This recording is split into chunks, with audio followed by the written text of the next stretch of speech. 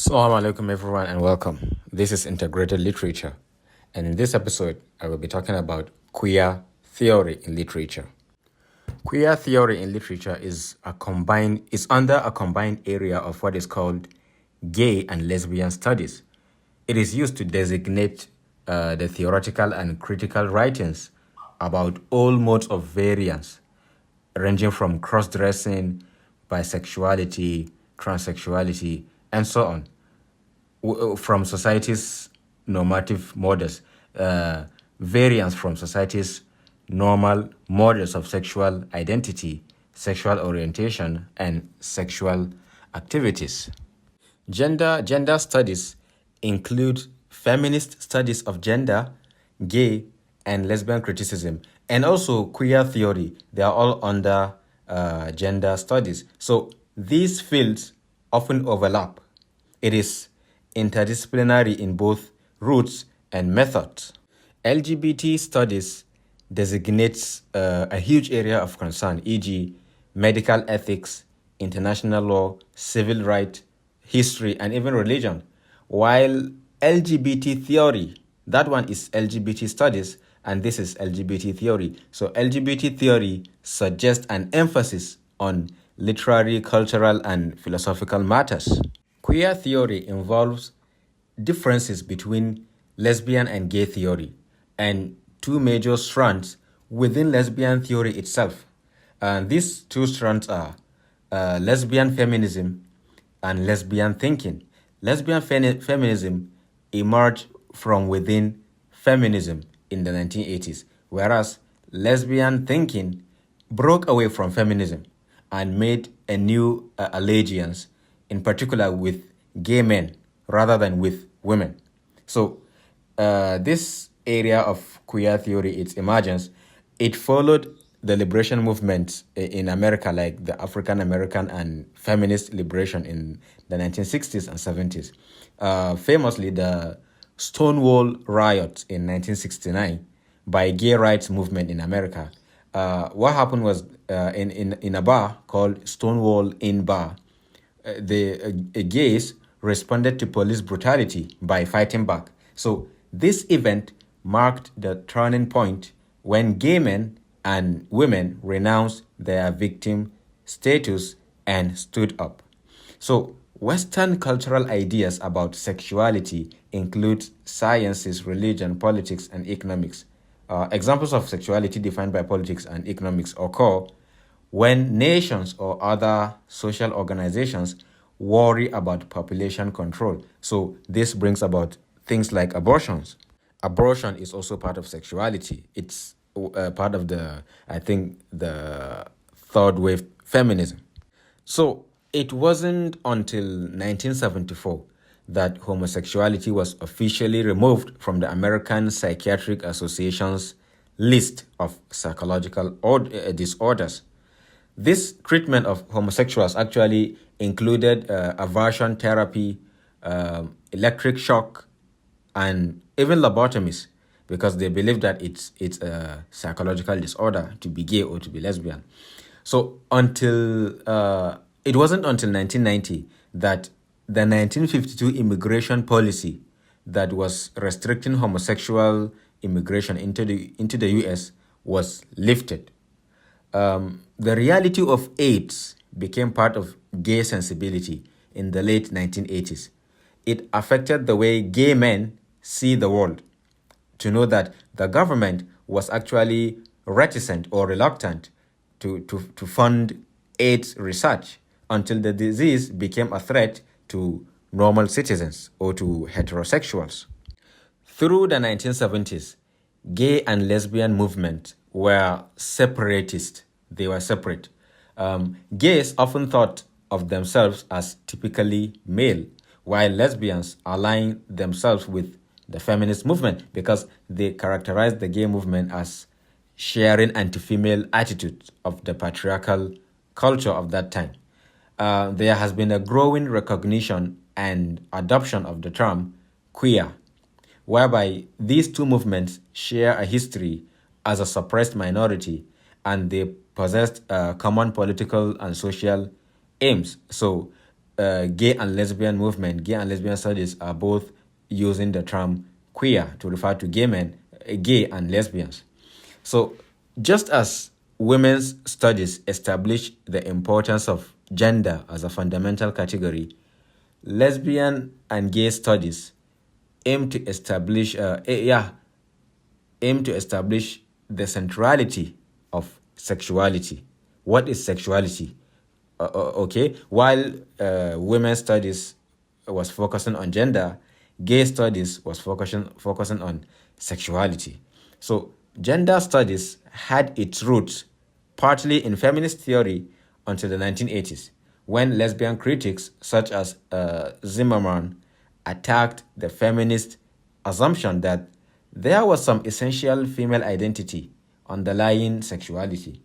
So, in this way, they urged for the need of a theory different from mainstream feminism, which had marginalized lesbianism. So, they said that lesbianism was the purest form of feminism. That's what they argued. That it was the purest form of feminism. Why? Because it asserted female autonomy and refused to comply with all forms of masculinist exploitation. Therefore, lesbianism was the solution for feminism. So, a radical kind of approach known as queer theory emerged in the 1990s, which was, and it is grounded in a conference on queer theory at the University of California. Now, among the historical factors that led to queer theory, there was industrialization and urbanization, which have led to a reorganization of family relations and gender roles, which enabled the formation of new identities and new erotic communities, such as what people call the transvestite. It actually brought this gender bending. That's what Mary Clarges called it, gender bending, whereby men dress like women, men have piercings, or women having tattoos like bikers, like men.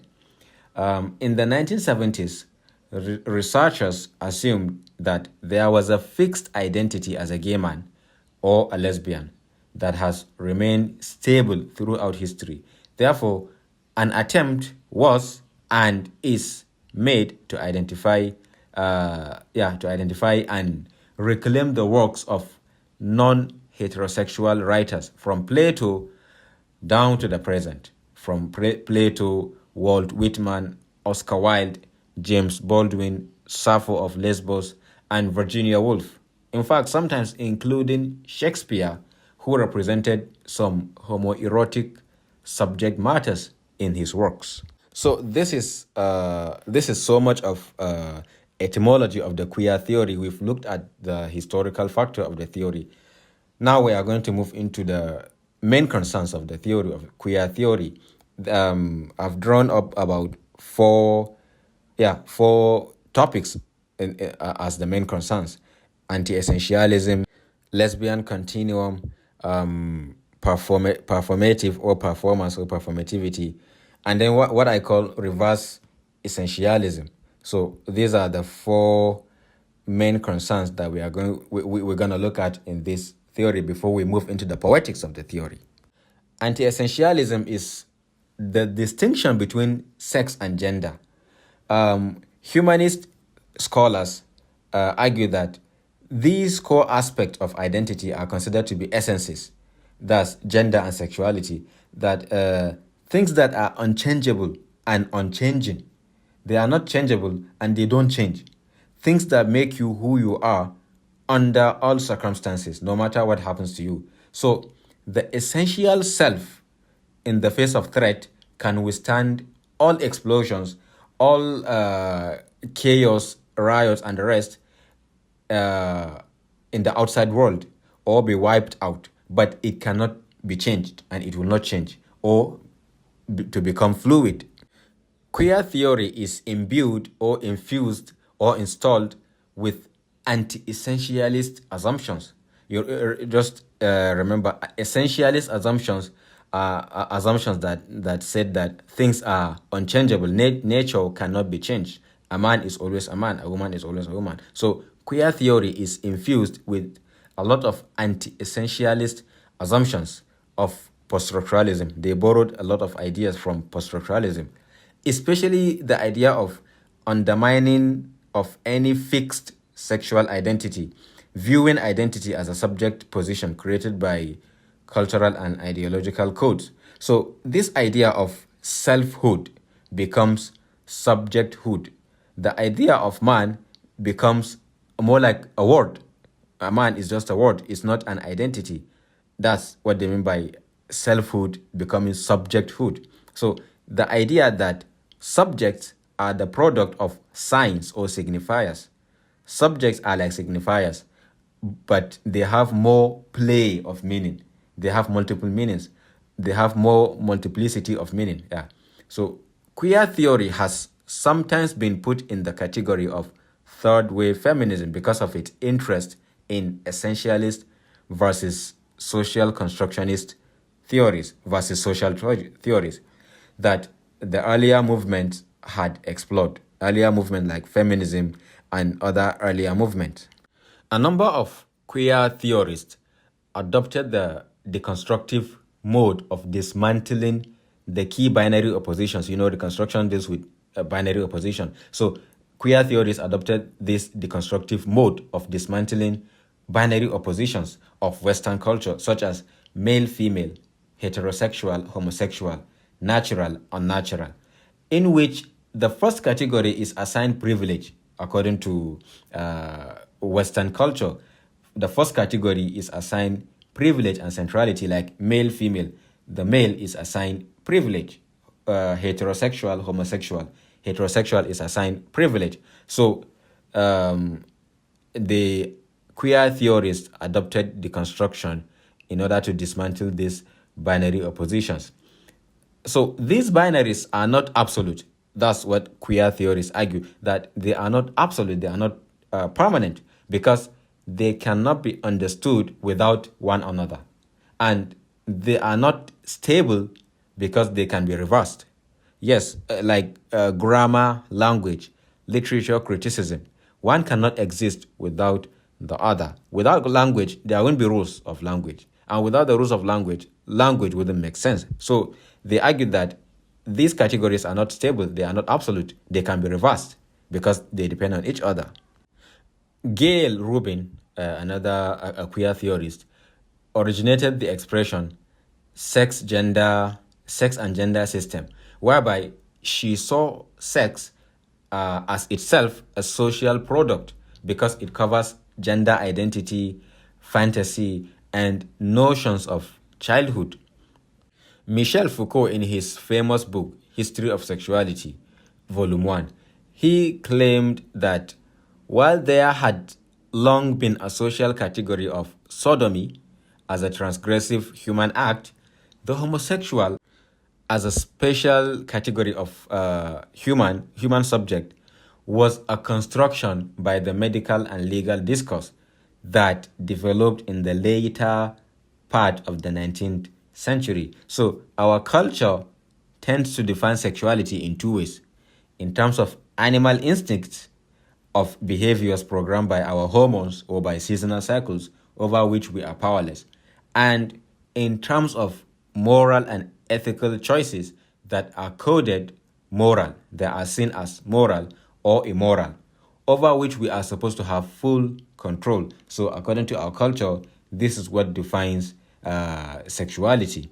So the distinction between sex and gender now presupposes that there exists a somehow neutral body prior to its sexual signification. So religious traditions see the body as a non-entity, in fact, as a profane void signifying a fallen state, that the body is empty. It is humans that fill the body with ideas. Cartesian dualism between mind and matter also sees the body as so much inert, passive, as a passive matter that is attached to the thinking essence of the human. So it is the human thought that makes the human, not the body. Even the existentialism of Jean-Paul Sartre and Simone de Beauvoir. They view the body as a mute facticity. The body is inert. Nietzsche and Foucault saw the body as a surface or blank page on which cultural values were inscribed. So, in all this, materiality and the body are assumed to exist before signification, before meaning, before the meaning of sexuality, which means sexuality is something constructed, it is not something natural. Second argument is lesbian continuum, a way of stressing how far and diverse is the spectrum of love and bonding among women, including female friendship, the family relationship between mother and daughter, and women's partnerships and social groups, as well as lesbianism, is all fall under lesbian continuum. There's something called Boston marriage. It is a term used in the late 19th century New England to refer to a monogamous relationship of long standing between two single women who were usually financially independent and often shared interest in culture, feminist issues, and the betterment of society and professional careers. This is all part of lesbian continuum. It's a relationship between women which does not necessarily have to be sexual.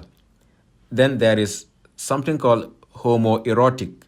It is eroticism, which is not necessarily sexual, an erotic depiction that imply same-sex attraction or that might appeal to a same-sex reader, a sensually evocative description of women in the process of helping each other undress, or of nude men bathing a pond or in a pool. So this is homoerotic. It's mostly literary. It's the depiction of nudity which evokes sexual attraction from the same sex.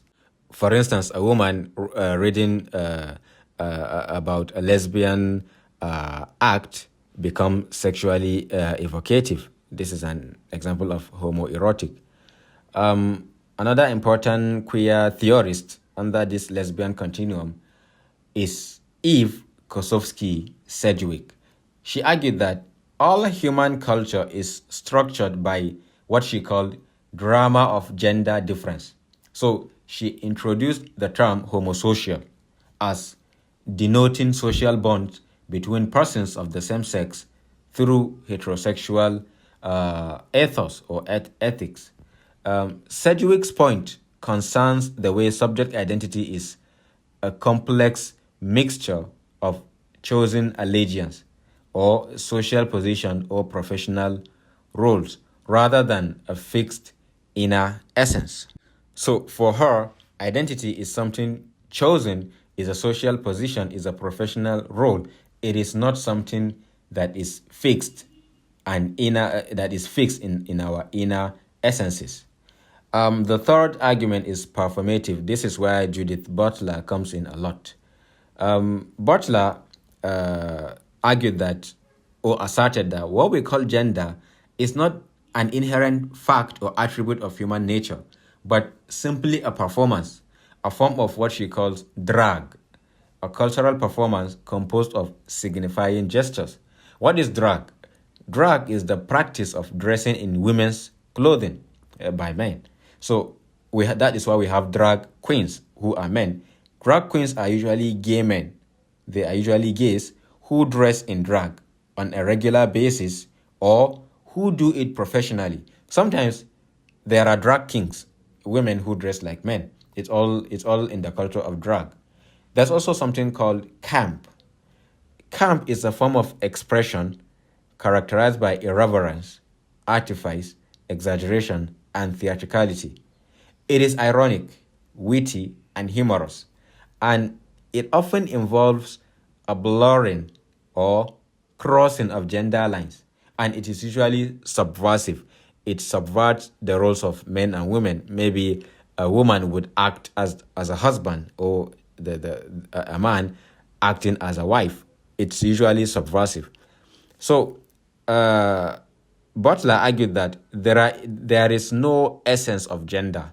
It is something generated by repeated act. What you keep repeating. If you keep repeating masculine act, then you are a male. If you keep repeating feminine act, you are a female. You don't have gender is not biological. So she further argued that all identities, including gender, are a kind of impersonation and approximation, a kind of imitation for which there is no original. When we say impersonation, of course, we know that the original is somewhere, not the person who is acting. So the other, the term in postcolonial theory, the other with capital letter O, is as much something within us as something beyond us.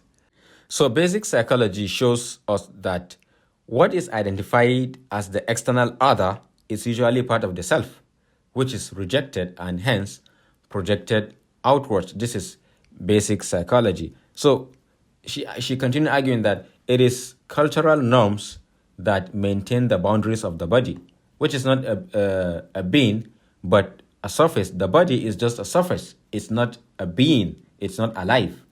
It is a signifying practice within a field of gender hierarchy. This maintenance of boundaries is a signifying practice within gender hierarchy, that the male is above the female. Judith Butler's book, Gender Trouble, she argued that homosexuality is not a particular identity that affects a pattern of action, but it affects a pattern of action that is established by the society that produces the effect of originating in a particular identity. So homosexuality is not something that is developed by an individual. It is the society that produces homosexuality. It is the society that decides that this is homosexuality and this is its disadvantages. That is what she's arguing. So Butler asked this question, that what happens in a psychoanalytic paradigm if you don't have a mother and father and no one else? If you are raised by a single parent or two parents of the same sex, or by a grandmother, or by a TV set or computer, what happened to your gender? What will happen to your gender? What would you become? So she looks at Sigmund Freud's version of Oedipus complex, that which privileges a certain pattern of identifications. Some identifications are primary, like the mother. The child identifies with the mother, while some are secondary, like your siblings, meaning this, then that. So which means identifying with the mother comes first before identifying with the siblings. However, without a temporal placement, you couldn't tell which identification were more important than the other, simply because someone identifies with his mother first, then his siblings or his father. That doesn't mean that identifying with the mother is more important than identifying with the siblings. That is what this argument is saying. So she then presents the idea that the concept of the unconscious makes any idea of essentialism to be suspicious, whether parapraxis or any narrative. Parapraxis is like a slip of tongue to do something mistakenly. However, psychoanalysts said that a slip of tongue is not a mistake. It's something that is hidden in your unconscious that actually suddenly manifests. So Butler uses this idea to say that essentialism is actually suspicious, whether it is by mistake or by any narrative. So there is also fantasy identification. She said that from our own identity is not modeled on actual people, but on our image of their image, or on what we want them to be, rather than what the other person really is. That is fantasy identification. Therefore, gender is an attribute, not a category of sex. Moving to the fourth argument, which I call reverse essentialism, Peter Barry argues that there is a political consequence for these anti-essentialist notions of shifting signifier. The queer theorists are all about anti-essentialism. So he is saying that there is a political consequence. That is one of the problems with anti-essentialism. One is that there is a political consequence. All concepts on which all forms of identity politics depend on have been removed. For instance, politics which campaigns for disadvantaged groups by some aspect of their identity, like gender, race, or sexual orientation. If you neutralize essentialism, then politics that are supporting gender groups or racial groups have been at disadvantage. They are now at a disadvantaged position. So that's the problem with anti-essentialist ideologies. So the consequence of anti-essentialism from the perspective of literary criticism are twofold. Firstly, there is the obvious difficulty of deciding what a lesbian gay text is, which means who actually wrote the text. Is the text written by a lesbian or a gay person? You wouldn't know.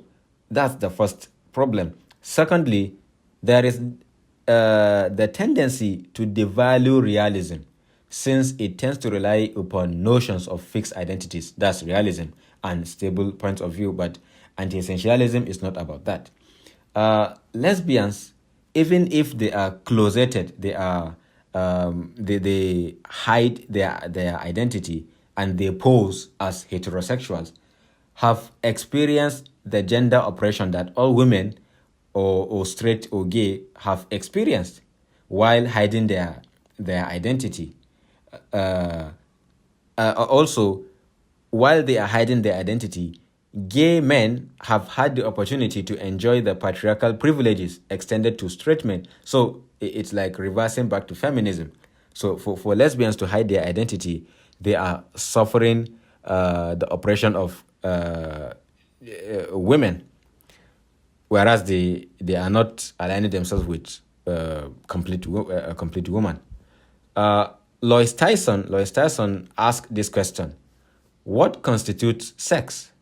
So presumably, she answered, presumably it would mean that a virgin who thought of themselves, who thought of themselves as heterosexuals, have no right to call themselves heterosexuals. Why? Because they are yet to have genital physical contact.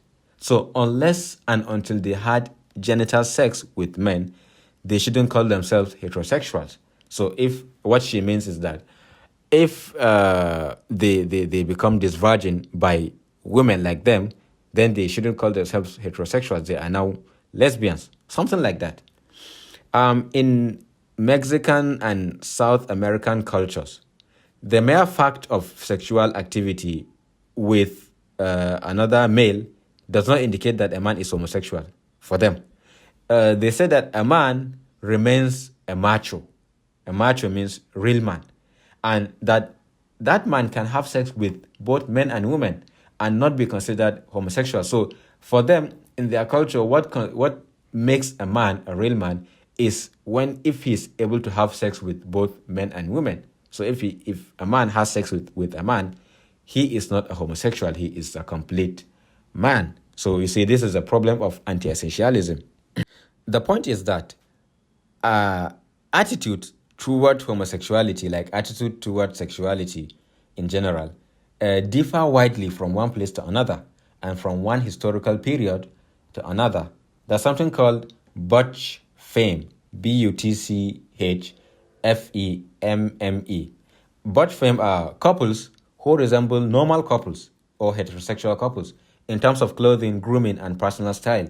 So since it was assumed that they resemble heterosexual couples or normal couples in terms of emotional and sexual relatedness, they are criticized for reproducing the same power imbalance that is found in heterosexual relationships, that is found in patriarchy. So in three cases could be based on preference. Somebody prefers an older person to a younger person. Somebody prefers a human over an animal, or vice versa. Some people prefer animals, like sodomists. Somebody prefer a single partner. Somebody prefer to have a group. Or, in fact, some people prefer to have themselves through masturbation. So how do you define the gender or sexuality of these people? Other dimensions of sexuality don't even involve object choice. If, for instance, manufactured objects or one's preference for particular acts or physical types. Some people prefer um, uh, toys. They prefer toys. So, how do you define their sexuality? So, finally, under the main concerns of this theory, transgressive sexuality is also another problem of anti essentialism. For instance, a man is married, but he is having extramarital affairs, which throws into question the rules of traditional heterosexuality. And in this way, it opens door of imagination to transgressive sexualities of all kinds. So we have come to the end of this lecture. I'm not going to talk about the poetics of the theory, but I will do that in the next episode, how to apply queer theory. Maybe I'll do that on my YouTube channel. All right. So I would like to say a very big thank you to my listeners, especially from Nigeria, US, UK, Australia, Brazil, France, Ireland, Spain, Togo, Finland, Papua New Guinea, Kenya, South Africa, and recently Russia. I say a very big thank you, and I do hope to have you next time. I remain Mujtaba Sani Abubakar from English and Drama Department, Kaduna State University, Nigeria. Thank you.